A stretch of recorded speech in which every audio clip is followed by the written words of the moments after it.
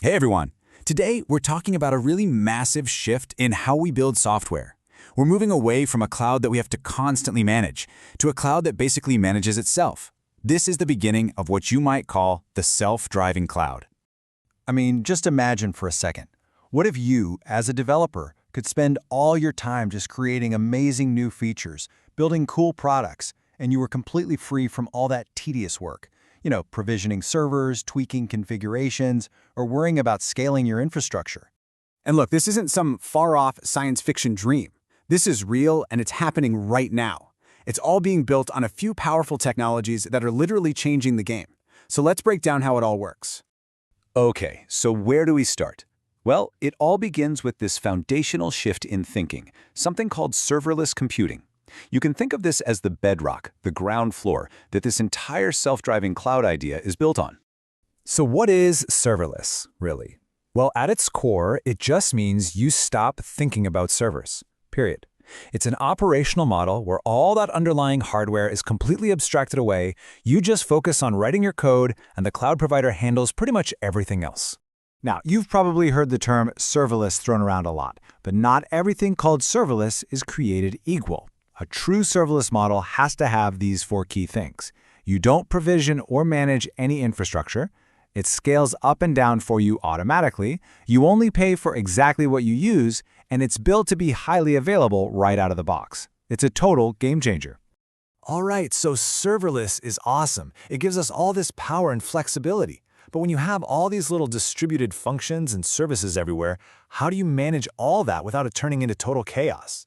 Well, that brings us to the next piece of the puzzle, the blueprint. Man, we have all lived this nightmare. The pager goes off at 2 in the morning, there's a fire, and you make a quick, manual change directly in the production environment just to get things working again. Okay, crisis averted, right? But what you've just done is create a tiny little difference between your staging and production environments. Over time, these little drifts pile up until, one day, a feature that worked perfectly in staging just breaks in production. So the solution is to start treating your infrastructure exactly like you treat your application code. It's a practice called infrastructure as code, or IAC. You stop clicking around in a web console, and instead you define your entire cloud setup in a simple configuration file. This file becomes the single source of truth. It's the architectural blueprint for everything. And frameworks like AWS's Serverless Application Model, or SAM, let you define your whole serverless app. We're talking APIs, functions, databases, the whole shebang in one simple text file. This file is now the reusable, version-controlled blueprint that we can build everything on top of. Okay, so let's recap. We have our serverless foundation, and we have our code-based blueprint. Now for the really revolutionary part. What happens when we give an AI the ability to read and write that blueprint? Well, that's the superpower that ties this whole thing together. Just look at this. This isn't a search query. This is a command. It's a developer describing the entire architecture of a new back-end service just using plain English and giving it directly to an AI coding assistant. And this is where the magic happens. The AI doesn't just spit out a text response. No way. It actually understands the intent. It figures out the right tool to use. It generates all the project files and the folder structure. It writes the boilerplate hello world code for you. And then, this is the crazy part, it actually builds and validates the whole application to make sure it works. Let that sink in for a second. In the time it took me to explain that whole process, an AI could have spun up an entire back-end application from scratch. Just think about the hours of manual work, of context switching, of the potential for human error that were just eliminated. It's a huge leap in productivity. And this isn't a one-and-done kind of thing. We all know development is a conversation, so the developer just keeps talking to the AI, asking it to add file storage and then to generate secure links so users can get to those files. It's a totally iterative process.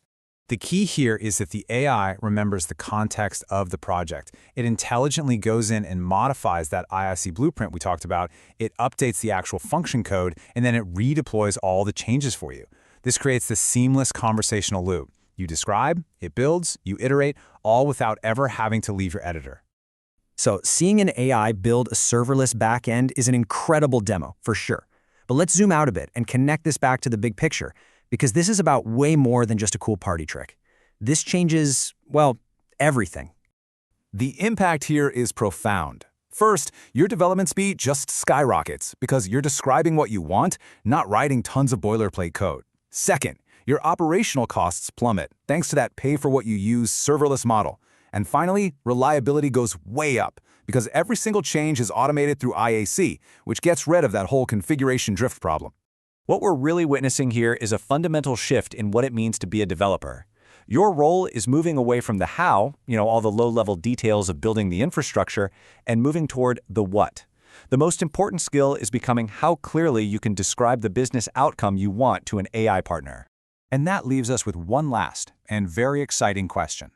When all that heavy lifting of managing infrastructure is truly automated and all your time is freed up to focus purely on creativity and innovation, what amazing things are you going to build next?